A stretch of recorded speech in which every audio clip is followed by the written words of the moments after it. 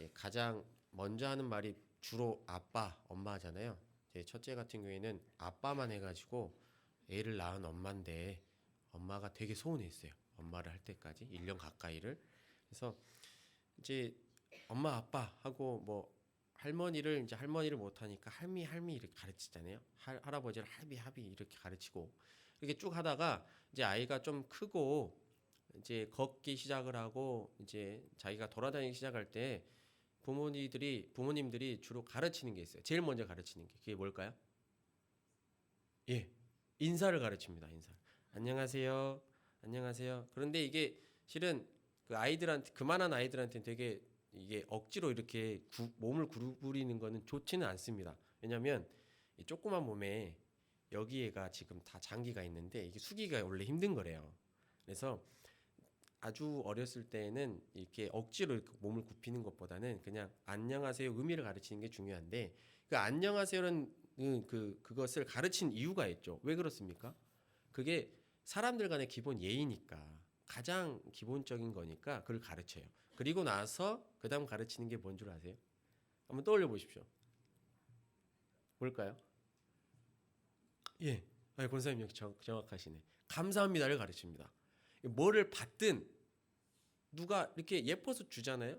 그러면 가만히 멀뚱멀뚱 받아서 좋아만 하는 게 아니라 부모가 옆에서 감사합니다 이렇게 말을 해줘요. 그러니까 그걸 계속 들으면서 아이가 뭔가를 받을 때는 주신 분에게 감사합니다를 해야 되는구나 이렇게 교육을 하는 거죠. 그런데 이게 굉장히 중요한 게 감사의 마음을 가르쳐 주는 거예요. 그냥 받아놓고 미안하니까 이렇게 머쓱하니까 그냥 감사합니다 그런 말이라도 해라 이런 의미가 아니라 무엇을 받을 때는 거저 얻는 것이니까 그것에 대해서 항상 감사합니다 표현을 해라 이렇게 가르치는 거죠. 근데 이게 어렸을 때만 하는 게 아니라요. 어떤 직장에 들어가잖아요. 그러면 그 특별히 이제 서비스업이다 보면은 그런 교육 과정들 인턴 교육 과정 가운데 항상 인사하는 것 감사하는 것 이것에 대해서 고객에 대해서 하는 것을 항상 교육을 한다 그래요. 또 저 같은 경우에도 군대를 갔을 때 훈련병 때 이렇게 한 분대라고 하는데 이제 한 조가 움직일 때 식사를 하러 딱 앉잖아요. 식판을 해서 밥을 얹고 딱 앉으면 그 식탁 앞에 종이에 붙어 있어요. 세 가지 감사인데 국가에 대한 감사, 부모님에 대한 감사, 그리고 먹을 수 있게끔 노력해 주신 농업인들이나 어업인들에 대한 감사. 군대에 가서도 그것을 해요. 그런데 처음에는 배고프니까 그냥 빨리 먹어야 되니까 그게 규율이니까 막 어쩔 수 없이 빨리빨리 하고 큰 소리로 하고 그러거든요. 그런데 다는 그렇지 않겠습니다만은 저 같은 경우에는 보면서 외쳤던 말에 대해서 내가 왜 정말 감사하나? 나라에 대해서 내가 감사하고 있나? 이거를 내가 먹게 한 것에 대해서 내가 나를 이 가운데 건강하게 올 수 있도록 인도해 주신 부모님이나 할머니나 이런 분들에 대해서 감사하나? 이런 생각을 하게 됩니다. 어떻게 보면 형식적일 수 있는 이런 교육 내용이나 행동들을 반복하는 것이 자신이 외쳤던 것에 대해서 돌이켜 보게 되고 생각해 보게 된다는 거죠. 아이들이 지금은 부모가 시키니까 할머니 할아버지가 시키니까 감사합니다. 무슨 뜻인지도 모르고 해요. 그런데 그 감사로 자란 아이들이 정말 감사를 잘 표현한 아이들이 모든 것에 감사한다는 것을 우리가 보게 됩니다. 그러니까 우리가 소위 버릇없다고 하는 아이들은 자기가 잘해서 받은 게 아니에요. 그냥 예뻐서 내가 기분이 좋아서 줬는데 딱 채가고 모른 채 하잖아요. 그러면 주신 분이 기분이 나쁘죠. 그 아이가 그냥 예뻐서 사랑스러워서 준 거긴 한데 내 뜻대로 맞춰서 준 거긴 한데 그냥 딱 채가고 모른 채 하고 그래 버리면 기분이 나쁘다는 거죠. 그래서 우리가 이런 감사를 생각했을 때는 아이들한테만 적용할 것이 아니라 그리스도인 된 우리들도 이 감사하는 것에 대해서 깊이 생각해 봐야 됩니다. 그래서 이제 고린도후서 9장 8절을 보면 감사가 어떤 의미인지, 감사가 우리들에게 어떤 의미가 되는지를 한번 볼 수가 있습니다. 8절의 말씀 함께 읽겠습니다. 하나님이 능히 모든 은혜를 너희에게 넘치게 하시나니 이는 너희로 모든 일에 항상 모든 것이 넉넉하여 모든 착한 일을 넘치게 하게 하려 하심이라. 아멘. 네, 8절의 말씀을 몇 단어로 이렇게 말을 해보자면 은혜, 충만, 섬김 혹은 나눔입니다. 그리스도인 이제 누리는 은혜는 하나님께서 주시는 거예요. 우리가 흔히 그 은혜라고 하면 하나님께서 값없이 주시는 선물이라고 표현을 합니다. 그러니까 그 선물을 하나님께서 그리스도인이다, 하나님을 믿는다, 예수 그리스도의 참된 제자다라고 하는 것, 그 이유 하나만으로도 끊임없이 은혜를 주신다는 거예요. 그리고 그리고 그것을 나누기를 원하는데 어떤 마음으로 나누기를 원하시냐? 7절의 말씀에 나와 있는데 각각 그 마음에 정한 대로 할 것이요 인색함으로나 억지로 하지 말지니 하나님은 즐겨내는 자를 사랑하시느니라. 아멘. 예, 역시 로마서 12장 8절에도 하반절에 이렇게 기록되어 있습니다. 긍휼을 베푸는 자는 즐거움으로 할 것이니라. 아멘. 하나님의 은혜를 나눈다, 이렇게 했을 때는 우리가 기쁨과 즐거움으로 해야 됩니다. 이게 말씀에 기록되어 있다라는 것은 그러기 쉽지 않다라는 의미예요. 은혜로 우리가 하는데 부담이 되지 않습니까? 제가 아는 선교사님이 이제 목사님이셨을 때 이제 남아공 선교소로 가려고 했었을 때 많은 분들에게 이제 기도 카드와 후원 카드를 나눠주셨어요. 그래서 이제 청년들이 이렇게 받아보고 그분이 청년들한테 되게 인기가 있었거든요. 그러니까 청년들이 정말 잘 따랐는데 이제 우리 목사님이 선교사로 간다고 하시니까 언제 뵐지도 모르는데 후원은 해야 되겠고, 그런데 다들 고민을 하는 거예요. 마음은 큰데 현실적 이 재정은 한정적이지 않습니까? 그러니까 다른 목사님에게 막 그런 얘기를 하는 거예요. 목사님 어떻게 할까요? 이게 크면 마음은 크게 드리고 싶은데 이게 될지 안 될지 모르겠어요. 얼마 할까요? 얼마 할까요? 막 15만 원 할까요? 20만 원 할까요? 저 이 정도 할 수 있을 것 같아요. 그랬더니 그거를 듣고 이제 한 목사님께서 뭐라고 하셨냐면 가장 부담이 적은 금액으로 시작하세요. 그것을 넣어놓고 통장, 보통 선교 후원을 계좌를 할 때요, 연결을 할 때 자동이체로 하지 않습니까? 한 번으로 하는 게 아니라 매달 나가는 돈이기 때문에 그게 있으나 없으나 통장 관리를 해도 안 해도 전혀 부담이 안 되는 금액을 설정해 놓고 나중에 계속해서 기도하다가 내 재정이 풍족해지고 혹은 내가 마음이 더 감당할 수 있을 때에 그 금액을 늘려가십시오, 이렇게 말씀을 하시더라고요. 그러니까 왜 이런 말씀을 하셨냐면 처음에는 당연히 기쁘죠. 15만 원이든 20만 원이든 얼마든지 할 수 있을 것 같은데 청년들한테 15만 원, 20만 원, 저한테도 15만 원, 20만 원 한 계좌로 한 분한테 하라고 하면 굉장히 부담이 됩니다. 아이들 셋 키우면서 지금의 월급을 받으면서 이렇게 후원을 한다? 쉽지 않아요. 그런데 처음에 그렇게 개설을 해놓고 할 수는 있죠. 그런데 이게 지속되다 보면 그게 자기의 삶을, 자기의 마음을 아프게 하는 그런 이제 오히려 넘어짐이 되는 계기가 된다라는 거예요. 그래서 그 목사님은 그런 조언을 해주셨습니다. 돕는 자와 도움을 받는 자가 주님 안에서 함께 기쁨을 누리기 위해서는 이제 먼저 도움을 주려고 하는 자가 기쁨과 즐거움으로 형편에 맞게 해야 된다는 말씀입니다. 고린도후서 8장 12절에 뭐라고 기록되어 있냐면 할 마음만 있으면 있는 대로 받으실 터이요 없는 것은 받지 아니하리라. 이게 말이 조금 어려워서 세 번역으로 봤더니 이렇게 기록되어 있습니다.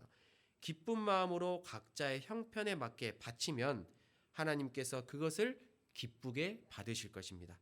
하나님께서는 없는 것까지 바치는 것을 바라지 않습니다. 아멘. 성경에 기록되어 있는 거예요. 하나님께서는 우리가 할 수도 없는 범위의 것을 하라고, 우리가 바칠 수 없는 것을 바치라고 말씀하시지 않습니다. 우리가 기쁨과 즐거움으로 내가 가지고 있는 것에서 떼어드릴 수 있는 것, 그리고 섬길 수 있는 범위에 대해서 이렇게 섬기기를 원하십니다. 당장에는 없는 것처럼 보이고 우리 눈에는 힘들고 어려워 보여도 결국에는 하나님께서 채워주신다는 것도 우리가 기억을 해야 돼요.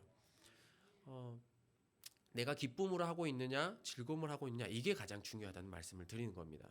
내가 10,000원을 하든 10만 원을 하든, 혹은 제가 이제 와가지고 가장 첫 일을 한 게 뭐냐면, 출근을 해가지고 첫 일을 한 게 뭐냐면 배운 게 헌금 기록이에요. 그래서 명단을 작성을 하고 금액을 확인을 하고 총합을 확인을 하고 하는데 매주 하면서 몇 개월, 이제 3개월 차 되고 이렇게 하지만 늘 감사하더라고요. 어떻게 꾸준하게 주정헌금 말고요, 11조 말고요, 이건 뭐 우리가 항상 어렸을 때도 가르친 거지 않습니까? 그 외에 일천번제 헌금이라든가 성경헌금이라든가 그것을 꾸준하게 한다는 게 굉장히 힘들거든요. 금액이 중요한 게 아니라 그 마음이 하나님 앞에 나아갔다, 내가 이것을 일정하게 늘 하나님께 기쁨으로 드리고 있다는 게 보이니까 목사인 제가 그걸 재정을 이렇게 명단을 작성하면서 늘 감사가 넘치는 거예요. 그러니까 우리들에게 이 돕고자 하는 마음, 하나님께 우리의 것을 드리고자 하는 마음에 기쁨이 넘치고 있으니까 우리가 우리의 교회가 항상 이 은혜가 넘치는 자리가 되는 겁니다. 그리고 이제 가장 중요한 게 왜 이런 은혜, 나눔이 중요하냐? 그것이 가능한 것이 바로 우리의 감사의 표현이라는 거예요. 하나님께서 은혜를 주셨는데 우리가 그것을 표현하는 가장 단순하고 가장 쉬운 방법이 감사입니다. 어떤 순간에서든 감사한 것이 중요한 거예요. 우리가 잘 알고 있는 것처럼 값없이 주시는 하나님의 선물. 그러니까 우리가 우리의 능력이나 우리가 어떤 노력을 했기 때문에 하나님의 은혜를 누리는 것이 아니라 우리가 사랑스러워서 우리가 주시는 게 하나님의 은혜예요. 그러면 그 은혜를 가지고 우리가 감사해야 되는 것이 마땅한 것이죠. 이 감사는 돈도 안 듭니다. 하나님 오늘 아침에 건강하게 눈 뜰 수 있게 하시면 감사드립니다. 강건케 하심에 감사드립니다. 내가 이번에도 하나님 한 달 동안 일해서 이렇게 월급을 받게 되고 가족들과 함께 행복하게 살고 하나님께 예물을 바칠 수 있음에 감사합니다. 어떤 헌금, 작정 헌금을 할 때에도 일천번제 헌금을 드릴 때에도 성교 헌금을 드릴 때에도 그것이 다 감사로 표현이 돼야 내 의가 안 된다는 거예요. 하나님의 은혜인데 내가 이 정도 드렸으니까 괜찮아. 이 정도 드렸으니까 나는 좀 잘한 것 같아. 이런 게 잘못됐다라는 거죠. 하나님의 은혜이기 때문에 하나님께 드리는 것이 기쁨이 됩니다. 몇 주 전에도 목사님께서 설교하실 때 담임 목사님께서도 11조를 드리면 10분의 9가 우리 게 아니라고 말씀하셨어요. 10분의 9는 하나님의 뜻에 맞게끔 또 다른 곳에 사용하시기를 하나님께서 원하신다는 거예요. 왜? 다 하나님의 은혜로 주어진 것이기 때문입니다. 매사에 부모님께 감사하는 그 지인들이 제 주변에 많아요. 어렸을 때부터 제가 가정 형편상 주변 친구들을 많이 봤습니다. 그런데 참 이게 보다 보니까 이제 제가 교만하려고 그런 게 아니라 제 가정 형편상 부모님이 계시지 않았기 때문에 부모님이 있는 친구들 늘 보면서 부러워했어요. 그렇지 않겠습니까? 부모님이 뭐 사달라고 하면 사주잖아요. 이게 이제 좋은 외투 같은 것도 사달라면 다 사주고 그러거든요. 겨울에 저는 그런 거 없이 이렇게 그냥 다니고 다행히 큰아버지께서 이렇게 한 번씩 사주시면 그거를 이제 몇 년이고 입는 거예요. 다른 거 사주실 때까지. 이렇게 입고 사는데 때때마다 바뀌고 이렇게 새로운 것을 얻게 되는 친구가 너무 부럽지 않겠습니까? 청소년 시기 때. 그런 친구들을 봤는데 딱 두 가지 부류로 나눠져요. 부모님께 감사하는 친구들하고 부모님께 감사하지 않는 친구들이에요. 제가 감사하지 않는 친구들을 보면서 늘 희한하게 생각했어요. 왜 저러지? 제가 그 친구가 그 부모님하고 친하니까 부모님을 보잖아요. 근데 부모님은 신발이 떨어져 있어요. 몇 개월째 작년에도 본 것 같은데 그 신발을 신고 있는데 어머니 신발 뒷창이 떨어졌는데 그러니까 이번에 본드로 붙였는데 또 떨어졌네 이렇게 말씀하셔요. 근데 그분이 그 돈을 아껴가지고 아이들은 백화점에 데려가가지고 머리끝부터 발끝까지 좋은 걸로 사주려고 하는 거예요. 그런데 딱 거기 갔는데 이제 어머니는 재정 형편상 이제 브랜드가 있으면 따지면 상중하가 있으면 중급 정도는 괜찮을 것 같다. 근데 아이들은 어디를 보냐면 최고급을 봐요. 그 층에서. 그리고 엄마가 말을 하죠. 이거 가자. 그러면 무슨 뜻인지 알잖아요. 좀 돈이 부족하구나. 그러면 따라가면 좀 괜찮을 텐데 저도 이제 그냥 왜 따라가는지 모르겠지만 다 친하다 보니까는 저한테 얻는 것도 없는데 따라가다 구경을 하게 돼서 신기하게 생각을 했는데 그 친구가 인상을 쓰면서 왜 저거 안 사주냐고 이러는 거예요. 부모님 마음이 어떻겠습니까? 그걸 보는 저는 신기하더라고요. 백화점에 와가지고 물건을 사는 것 자체가 감사인데 제 기준에서는 근데 그 친구 기준에서는 부모가 자신에게 최고의 것을 해주지 않는 것이 불만인 거예요. 자신이 부모로부터 받는 것이 마땅하다라고 생각하기 때문에 그런 감사가 되지 않는 겁니다. 우리가 하나님의 은혜를 받는 것은 마땅한 것이 아니라 하나님께서 우리를 사랑하셔서 주어주신 거예요. 그러니까 그 은혜에 대해서 우리가 감사를 해야 오늘 말씀처럼 그 은혜 받은 은혜대로 그러니까 재물이 많으면 많은 재물을 건강하면 내가 봉사의 직분으로 그렇지 않습니까? 사회 봉사를 하든 교회에서 봉사를 하든 그것으로 하나님께 기쁨을 영광을 드릴 수 있다라는 겁니다. 이 8절의 말씀에 보면 모든 은혜라고 되어 있어요. 부분적 은혜, 특별한 은혜가 아니라 모든 은혜라는 겁니다.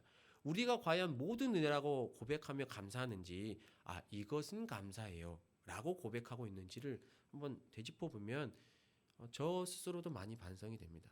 주님 이것 해줘서 감사합니다. 이렇게 해주셔서 감사합니다. 아니요, 이렇게 최근에 목사님께서 계속 강조하시지 않습니까? 저 뒤에서 있는데도 목사들이, 전도사들이 과연 목사 곳이 떨어졌을 때 감사 헌금을 했느냐? 네, 저 안 했습니다. 이게 왜 그러냐면 또 그런 게 마음이 그래도 공부 좀 한다고 막 알고 계셨는데 어떤 목사님은 공부 잘한 줄 알았는데 하나가 떨어졌네 이러니까 이상하게 부끄럽더라고요. 부끄러운 게 아니거든요. 네, 열심히 해도 떨어질 수가 있는 게 이 길을 가는 건데 괜히 그 마음이 부끄러워서 하나님께 감사가 아니라 하나님 좀 붙여주시지 이런 말이 나오는 거예요. 그런데 그 목사님의 설교 말씀을 듣고 나도 그 마음이 힘들고 상황이 어려운 가운데에서 감사한 건 한번 감사하다는 표현을 못했구나라는 생각을 했어요. 그런데 우리의 모든 순간은 하나님의 모든 은혜의 순간입니다. 그러니까 힘들거나 어렵거나 하는 순간마다 우리가 늘 감사해야 될 줄로 믿습니다. 잘 아시는 것처럼 데살로니가 전서 5장 18절에 기록되어 있듯이 범사에 감사하라. 이것이 그리스도 예수 안에서 너희를 향하신 하나님의 뜻이니라. 9절의 말씀인데요. 오늘 본문 말씀 9절의 말씀 함께 읽겠습니다. 기록된 바 그가 흩어 가난한 자들에게 주었으니 그의 의가 영원토록 있느니라 함과 같으니라. 아멘. 구약 시대에는요, 이 가난한 자들에게 실질적으로 도움을 주는 것, 먹을 거나 재정적인 도움을 주는 것을 의를 이루는 것이라고 말을 했습니다. 그래서 이미 이스라엘 백성들은 구약 시대 때부터 가난한 자들을 돕는 것을 하나님의 의를 세우는 것, 자기의 의를 세우는 것이라고 기쁨으로 했어요. 그래서 그런 의미로 보면 10절과 11절이 굉장히 중요합니다. 10절과 11절의 말씀 함께 읽겠습니다. 힘든 자에게 씨와 먹을 양식을 주시는 이가 너희 심을 것을 주사 풍성하게 하시고 너희 의의 열매를 더하게 하시니니 너희가 모든 일에 넉넉하여 너그럽게 연보를 함은 그들이 우리로 말미암아 하나님께 감사하게 하는 것이라. 아멘. 하나님께서는 늘 우리를 풍요롭게 하십니다. 그런데 그 풍요를 누리는 비밀 중에 하나가 나누는 거예요.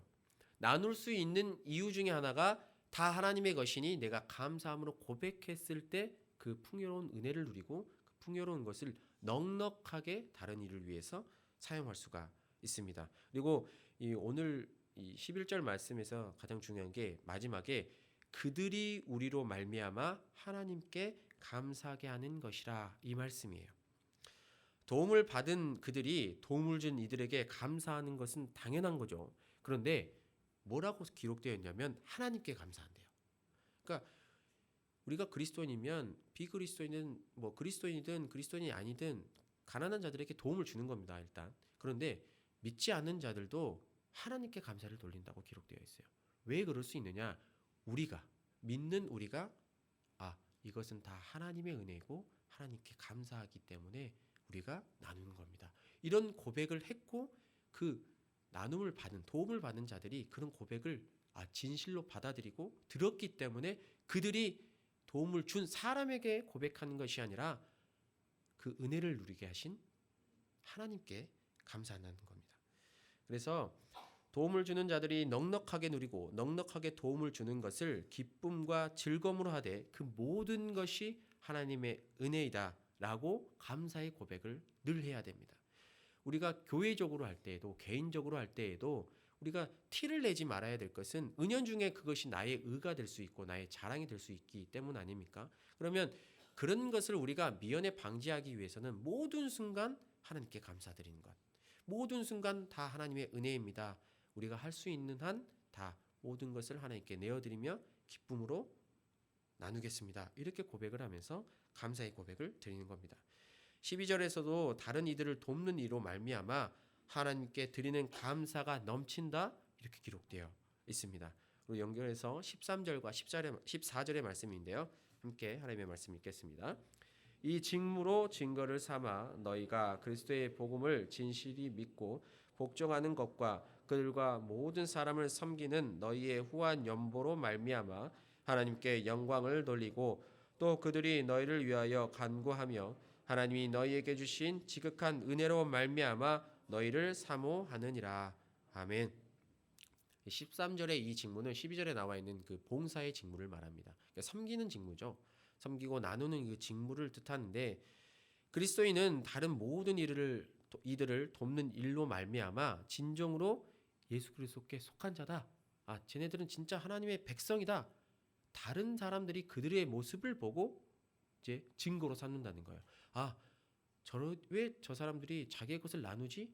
되짚어 보니 하나님의 은혜를 누리는 저들이 기쁨과 감사함으로 고백하고 우리들에게 나누는구나. 진짜 하나님이 살아 계시구나. 라고 도움을 받는 자들이 그렇게 고백을 한다는 거예요. 이게 정말 중요하지 않습니까? 우리가 그냥 그저 그렇게 가난한 자고 없는 자들에게 도와주고 없는 것을 그들이 배고픈다면 그 줄인 배를 채워주는 것으로 끝나는 것이 아니라 그들이 하나님의 품으로 돌아와야 되지 않습니까? 그런데 말로 하는 것이 아니라 여기서는 우리의 행동과 우리의 감사의 고백으로 말미암아 우리의 모습을 보고 그들이 진정으로 저들은 예수 그리스도의 제자고 하나님의 백성이구나 이렇게 고백하게 된다라는 거예요. 조금 전 제 지인들 이야기를 하면서 그 감사하는 자와 감사하지 않는 자를 말씀드렸죠. 근데 제가 이제 보면서 궁금증이 생기지 않습니까?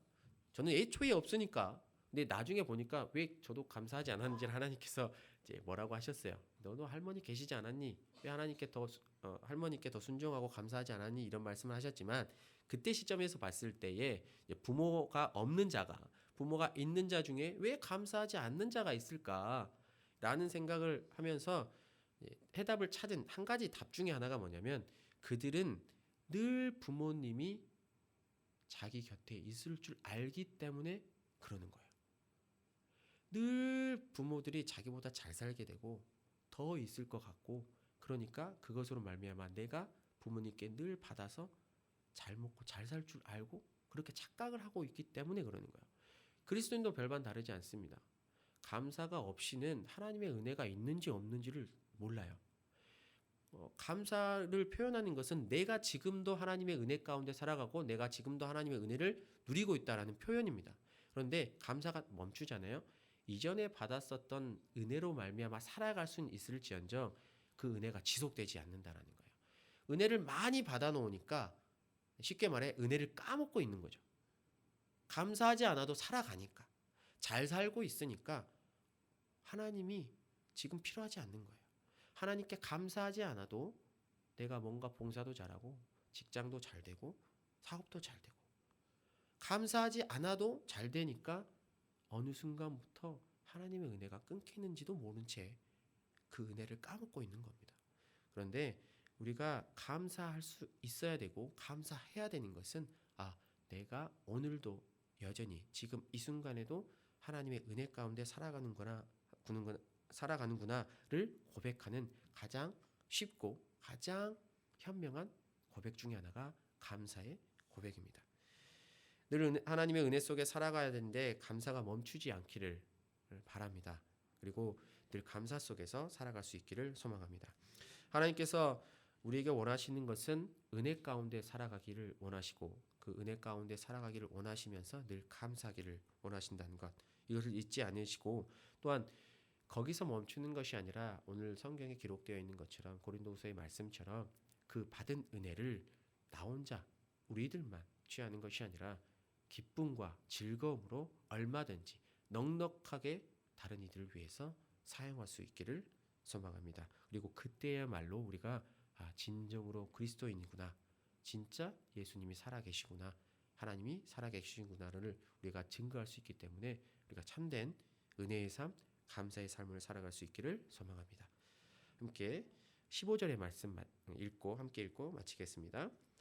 말할 수 없는 그의 은사로 말미암아 하나님께 감사하노라. 아멘. 하나님 아버지 감사합니다. 저에게 주신 하나는 하나님의 은혜로 말미암아